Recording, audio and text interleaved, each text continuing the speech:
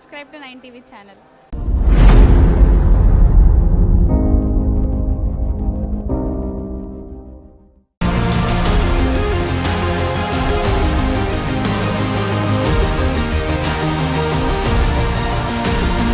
పోరాట సమితి జిల్లా అధ్యక్షుడిగా ఉన్నాను.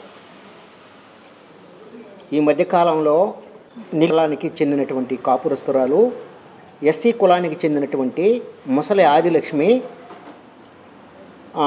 కొంచెం వేడికొండలో పచ్చిగళ్ళ పవన్ అనే వాళ్ళ దగ్గర ఒక్కొక్కరి దగ్గర 3 లక్షల రూపాయలు, ఒక దగ్గర 5 లక్షల రూపాయలు, బాలాయపల్లి మండలం బాలాయపల్లి గ్రామానికి చెందినటువంటి కాపురస్తులు దేవికా చౌదరి భర్త రమేష్ నాయుడు అని వీళ్ళిద్దరూ కూడా ఉద్యోగాలు ఇప్పిస్తానని చెప్పి ఈ 5 మంది ఎస్సీ కులస్తుల్ని డబ్బులు తీసుకొని వాళ్ళు ఉద్యోగాలు ఇప్పిస్తాను అసలు ఉద్యోగం ఇప్పించినటువంటి దాఖలు లేవు.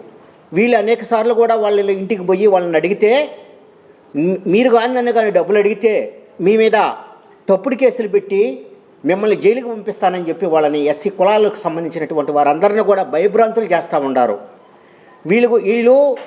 వీళ్ళుగాక ఇంకా ఈ జిల్లాలో ఉన్నటువంటి ఈ గూడూరులో ఉన్నటువంటి కొంతమందిని వీళ్ళు ఇదే ప్రకారంగా ఉద్యోగాలు ఇప్పిస్తానని చెప్పి మోసం చేసి సీటింగ్ చేస్తూ ఉంటే వీళ్ళంతా కూడా కొంతమంది పోలీస్ డిపార్ట్మెంట్ అధికారులు మాకు తెలుసు మీ మీద కేసులు పెడతామని చెప్పి భయభ్రాంతులు చేస్తూ ఉన్నారు. ఇది ఎంతమాత్రం న్యాయం? మేము ఒకటే అడుగుతూ ఉన్నాం. ఈ గూడూరు గౌరవనీయులైన డిఎస్పీ గారిని ఒకటే అడుగుతూ ఉన్నాం. ఒక నిరుపేదలైనటువంటి ఒక ఎస్సీ కులస్తుల దగ్గర డబ్బులు తీసుకొని వాళ్ళని మోసం చేసి సీటింగ్ చేసి మళ్ళీ కూడా వాళ్ళ మీద కేసులు దేవికా చౌదరి రమేష్ నాయుడు ఈ బాలాయపల్లి మండలం వాళ్ళ ఇంటికే పోయి వాళ్ళ ఇంటికి పోయి వాళ్ళు కానీ డబ్బులు కానీ మా ఎస్సీలు 5 మందికి కానీ ఇవ్వకపోతే వాళ్ళ ఇంటికి తాళాలు వేసి అది కూడా చట్టబద్ధంగా గౌరవనీయులు డిఎస్పీ గారి ప్రమేయంతో అక్కడ ఉన్నటువంటి ఆ పరిధిలో ఉన్నటువంటి సీఏ గారి ప్రమేయంతో వాళ్ళ ఇంటికి తాళాలు వేసి వాళ్ళని పబ్లిక్లోకి తీసుకొచ్చిన దాకా మా పోరాటం ఆగదని చెప్పి మేము డిమాండ్ చేస్తూ ఉన్నాము. నాకు దేవికా చౌదరిని ఆమె ఉద్యోగం ఇప్పిస్తానని తీసుకెళ్ళి ఒక 5 లక్షలు తీసుకొని నేను ఇప్పుడు ఫోన్ చేసిన ఇక్కడ లేను ఫారిన్లో ఉన్నానని చెప్పుకుంటూ వస్తుంది. లోపలికి పోతే నువ్వు ఎస్టీవీ బయటికి వెళ్ళని అంటుంది. నన్ను కొట్టడానికి కూడా వస్తున్నారు. నేను భయం వేసి బయటే ఉండి అడుగుతున్నాను, ఎవరో నువ్వు నాకు తెలియదు వెళ్ళు అని బయటికి పంపిస్తుంది. ఆమె నాకేం సమాధానం చెప్పడం లేదు. డబ్బులు అయితే తీసుకుంది. నాకు అనారోగ్యంగా ఉన్నాను. నేను కిడ్నీ బాధతో షుగర్ వచ్చి కాళ్ళు పనిచేయకుండా ఆ విధంగా బాధపడుతున్నాను. ఆ మీద చర్యలు తీసుకొని నా డబ్బులు నాకు 5 లక్షల రూపాయలు ఇచ్చాను. నువ్వు నాకు తెలియదు పో అంటుంది. దయ ఉంచి అధికారులు నాకు న్యాయం చేయవలసిందిగా కోరుచున్నాను. నేను దేవికా చౌదరి అనే మనిషి కాడ యాక్టింగ్ డ్యూటీకి డ్రైవింగ్కి వెళ్తున్నా.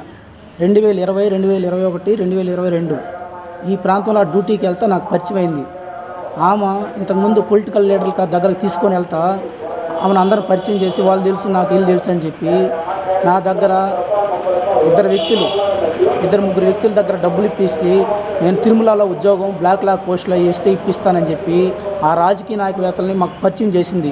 ఆమె లోపలికి పోయేది, నేను మాట్లాడాను, మీకు ఉద్యోగం కన్ఫర్మ్ అయిపోయింది అని మా అందరిని బయట పెట్టి ఈ విధంగా మాట్లాడేశాను. ఇంకా జాబ్ కూడా వచ్చేస్తుంది, కావాలంటే ఇక ఫోన్లో మెసేజ్లు చూడండి ఎక్కడ ఉండవు వచ్చారా అని మెసేజ్లు పెడుతున్నారు. మాకు చూపించి రాపూర్ దగ్గర పవన్ కళ్యాణ్ అనే వ్యక్తి ఒక అబ్బాయి మా తమ్ముడు అవుతాడు, అతని దగ్గర ఒక 3 లక్షలు తీసుకునింది.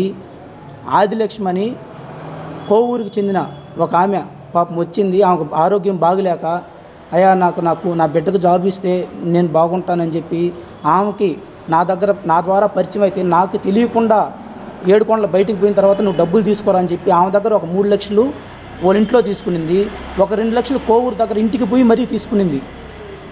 అలాగే మేము నెల్లూరు ఎస్పీ గారికి మేడం గారికి కంప్లైంట్ ఇచ్చాము.